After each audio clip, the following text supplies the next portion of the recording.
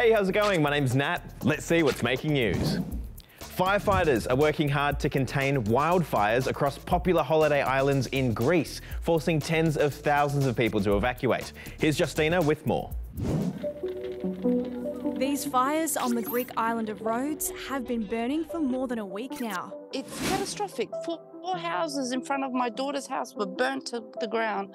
My next door neighbour's house was burnt to the ground. Greek authorities say that 50 new fires on average have broken out each day for the past 12 days here. And on the islands of Corfu and Evia. Firefighters are struggling to get them under control because they've been fueled by strong winds and record-breaking heat waves. It's also peak holiday season, and tens of thousands of tourists have been evacuated, including lots from Australia.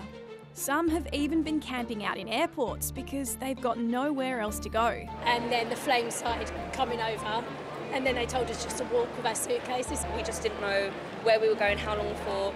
Just all the local people gathered. Basically, they brought food, water. So much humanity was shown in that moment. Meanwhile, locals are taking shelter in evacuation centres and hoping for some good news soon. The new Barbie movie is making history at the box office. It had the biggest opening weekend for a movie released in Australia so far this year, raking in more than $21.5 million in ticket sales and about $501 million globally. That's more than double its nearest rival, the Super Mario Bros. Movie, which took in $10.5 million down under. The movie's director, Greta Gerwig, also broke the opening weekend record for a film directed by a woman. So cool. Now it's time to find a beard and an axe, because the annual Trelleborg Viking Festival is here. Here's Josh with all the details.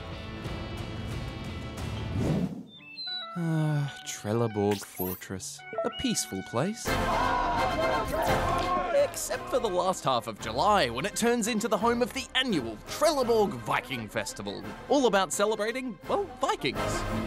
Viking is the modern name given to the seafaring Norse people who hailed from Scandinavia in the late 8th to late 11th centuries. They raided and traded their way through parts of Europe and made a pretty big impact on some communities that can still be seen today. The Viking Age is one of the most important periods in Denmark and in Scandinavia because a lot happened.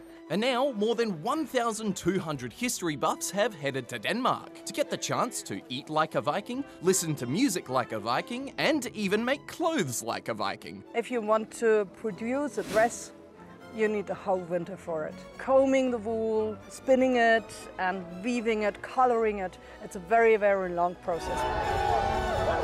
But perhaps one of the biggest drawcards is the chance to fight like a Viking, with some massive historic battles recreated with shields and spears. We train in our group once or twice every week for a few hours each time, the whole year round.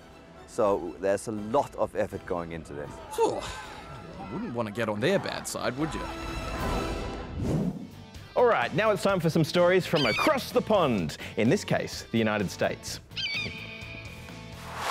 First up, to the headquarters of social media giant Twitter in California, where cherry pickers were seen outside pulling the iconic sign down letter by letter. It comes after its CEO Elon Musk announced Twitter was rebranding yesterday and is now known as X. But spare a thought for the person who designed Twitter's iconic bluebird logo. I am sad. I think that I would be lying if I said I didn't love it when I'm watching the NBA Finals and you get to see it on the court, or you pick up like orange juice at the supermarket and your drawings on the side.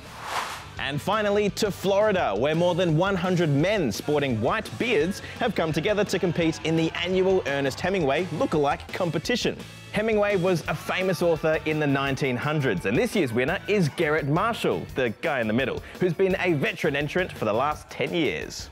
Like Hemingway, I have a love of the outdoors. I love fishing, one heck of a lot.